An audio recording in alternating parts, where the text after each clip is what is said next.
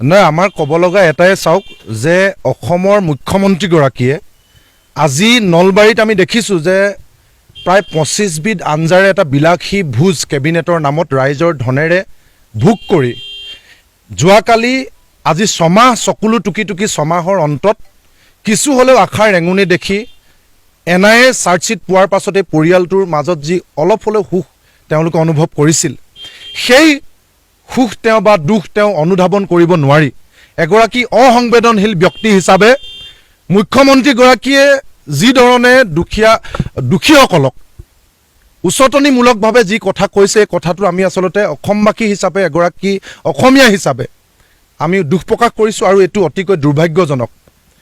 মুখ্যমন্ত্ৰীগৰাকীক আমি প্ৰশ্ন সুধিব বিচাৰিছোঁ যে যোৱাকালি চাৰ্জশ্বিটখনত এই কথাটো উল্লেখ আছে নেকি যে এই গোটেই বম ব্লাষ্টৰ ঘটনাটোত দীপাংকৰ গগৈ নামৰ এগৰাকী যুৱক জড়িত আছিল আৰু সেই যুৱকগৰাকী যিহেতু বৰ্তমান জীৱিত অৱস্থাত নাই, গতিকে তেওঁৰ বিৰুদ্ধে গোচৰ চলাব পৰা নাযাব, এই বাক্যটো আছে নেকি? মুখ্যমন্ত্ৰী ডাঙৰীয়াই যে সৰ্বজান্তা নিচিনাকৈ যিটো কথা কৈছে যে আমিও জানো, আমিও আইনৰ ছাত্ৰ, যে এগৰাকী মৃত ব্যক্তি কেতিয়াও সুশৰীৰে আদালতত বা বিচাৰকৰ ওচৰত তদন্তকাৰী বিষয়াৰ ওচৰত থিয় হৈ তেওঁ সাক্ষ্য দিব নোৱাৰে, তেওঁৰ আত্মাই গৈ কেতিয়াও তাত সাক্ষ্য দিব নোৱাৰে। সেই কথাটো অবুজ বালকেও জানে, সেই কথাটো তেওঁ আমাক শিকাব নালাগে। আমি কৈছোঁ যে চাৰ্জশ্বিটত তেওঁৰ নামটো নাই, কাৰণ চাৰ্জশ্বিটখন প্ৰস্তুত হয় দীঘলীয়া পুলিচৰ এনকুৱাৰী কেছ ডায়েৰী সকলো সামৰি চাৰ্জশ্বিটখন প্ৰস্তুত হয়। গতিকে চাৰ্জশ্বিটখনত যেতিয়া তেওঁৰ নামটো নাই, তাৰ পৰা এই কথাটো স্পষ্ট যে এই ঘটনাটোত তেওঁ জড়িত নাছিল। প্ৰথম কথা, তাক মুখ্যমন্ত্ৰী ডাঙৰীয়াই এই পৰিয়ালটোৰ সংবেদনশীল পৰিয়ালটোৰ দুখৰ লগত সমভাগী হ'ব নোখোজি এগৰাকী অনা অসমীয়া বিষয়াক ৰক্ষণাবেক্ষণ দিবৰ কাৰণে যিটো বডি লেংগুৱেজত তেওঁ কথাটো কৈছে, এই কথাটো আমি ধিক্কাৰ জনাইছোঁ, তীব্ৰ গৰিহণা জনাইছোঁ আৰু মুখ্যমন্ত্ৰী এগৰাকীৰ পৰা আমি কেতিয়াও এনে কথা নিবিচাৰোঁ। আৰু দ্বিতীয় কথাটো হৈছে, মুখ্যমন্ত্ৰী ডাঙৰীয়া আপুনি নিজৰ কথাখিনি কওক। আমি যে আপোনাৰ পুলিচক, আপোনাৰ গৃহ বিভাগৰ পুলিচক 27 ডিচেম্বৰৰ দিনা এখন এজাহাৰ দাখিল কৰিছিলোঁ, তাত এই কথা বতৰাবিলাক উল্লেখ নাছিল। আমি এজাহাৰ দাখিল কৰিছিলোঁ যে এগৰাকী অভিযুক্তক দোষী সাব্যস্ত নোহোৱাকৈ এনেকৈ মাৰপিট কৰি পুলিচে হত্যা কৰিলে তাৰ বিচাৰ হ'ব লাগে। দোষী সাব্যস্ত নোহোৱাকৈ এক্সট্ৰা জুডিচিয়েল কিলিং কৰিবৰ কাৰণে পুলিচক কোনে অধিকাৰ দিলে? দোষী সাব্যস্ত কৰাৰ দায়িত্ব আদালতৰ, কিন্তু পুলিচে নি মাৰপিট কৰি যে দীপাংকৰক হত্যা কৰিলে তাৰ কাৰণে 3 গৰাকী অফিচাৰক আমি অভিযুক্ত সজাই কেছ দিছিলোঁ। সেই কেছটো কিয় ছমাহ পৰি থাকিল? তাৰ উত্তৰ মুখ্যমন্ত্ৰীয়ে দিয়ক।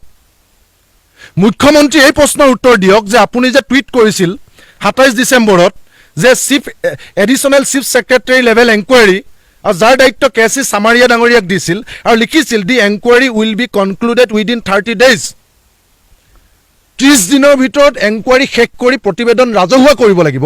আজি 30 দিনৰ ঠাইত ছমাহ হ'ল। আপোনাৰ কথাৰ যে মূল্য নাই, আপোনাৰ কথাৰ যে এগৰাকী বিষয়ে নুশুনে, সেই কথাটো আপুনি উত্তৰ দিয়ক। এই যে মৰিয়াই হত্যা কৰিলে, ফটোবোৰটো মিছা নহয়। পোষ্টমৰ্টেম ৰিপৰ্টত এগৰাকী চিকিৎসকে যে লিখি দিছে যে তেখেতক মৃত্যুৰ পূৰ্বে এণ্টিমৰ্টেম বন্দুকৰ নলীৰে খুন্দিয়াই আঘাত কৰা হৈছিল। নে সেই চিকিৎসকগৰাকীও আপোনাৰ মতে ভুৱা নেকি? আপুনি যে NIAতকৈও ডাঙৰ তদন্তকাৰী বিষয়াৰ ভাও লৈ অনা অসমীয়া বিষয়াক উচতনি দি, হত্যাকাৰীক উচতনি দি অনা অসমীয়া বিষয়াৰ পক্ষ লৈ এগৰাকী খিলঞ্জীয়া যুৱকৰ মৃত্যুক আপুনি এনেধৰণে মূল্যায়ন কৰিব পাৰিছে? আপুনি নিজৰ কথাকেইটা কিয় এবাৰ নকয়? এই ঘটনাটো দুটা দিশ জড়িত হৈ আছে। প্ৰথম কথা, আমি মানি ল'লোঁ যে আপোনাৰ দৃষ্টিত দীপাংকৰ দোষী, কিন্তু দোষী সাব্যস্ত নোহোৱাৰ আগতেই এগৰাকী অভিযুক্তক যে মৰিয়াই হত্যা কৰিলে, এই বিষয়টোক লৈ আমি এজাহাৰ দিছোঁ। সেই বিষয়টো তল পেলাবৰ কাৰণে, এই অফিচাৰ কেইগৰাকীক বচাবৰ কাৰণে, গৃহ বিভাগৰ মুখলজ্জা ঢাকিবৰ কাৰণে সৰ্বত্ৰে যেতিয়া আপুনি নিন্দিত হ'ল, আজি আপুনি স্বভাৱসুলভভাৱে ইছ্যু ডাইভাৰ্ট কৰি যি কথা কৈছে, এই কথাত তীব্ৰ গৰিহণা জনাইছোঁ। আৰু এই কথাই আমাক কেতিয়াও আমাৰ আন্দোলন দীপাংকৰ হত্যাৰ ন্যায়ৰ ক্ষেত্ৰত চুলি মানুহ আমাক বিচলিত কৰিব নোৱাৰে। আপোনাক কৈছোঁ, যদি আজি বিৰিণা হাইকত জ্বলা জুইকুৰা গোটেই অসমত যদি বিয়পি পৰিব নালাগে, যি ধৰণে ছ'চিয়েল মিডিয়াত ঢৌ উঠিছে, যি ধৰণে পৰিয়ালটোৰ খবৰ কৰা বিভিন্ন সামাজিক ব্যক্তি সংগঠনৰ সোঁত বৈছে, এই অঙঠাৰ পৰা যদি খাণ্ডৱ দাহ হ'ব নালাগে তেতিয়াহ'লে আপুনি আচল কথাত গুৰুত্ব দিয়ক। তিনিওগৰাকী আৰক্ষী বিষয়া মোহনলাল মীনা, কাকলি পাটগিৰি আৰু লক্ষ্মণ কুমাৰ দাসক অনতি বিলম্বে 48 ঘণ্টা আমি সময় বান্ধি দিছোঁ, গ্ৰেপ্তাৰ কৰক। অন্যথা কিন্তু এই গৃহ বিভাগৰ দায়িত্বত থকা মুখ্যমন্ত্ৰী ডাঙৰীয়া আপুনিও ৰাইজৰ কাঠগড়াত থিয় হ'ব, এই কথাটো নিশ্চিত।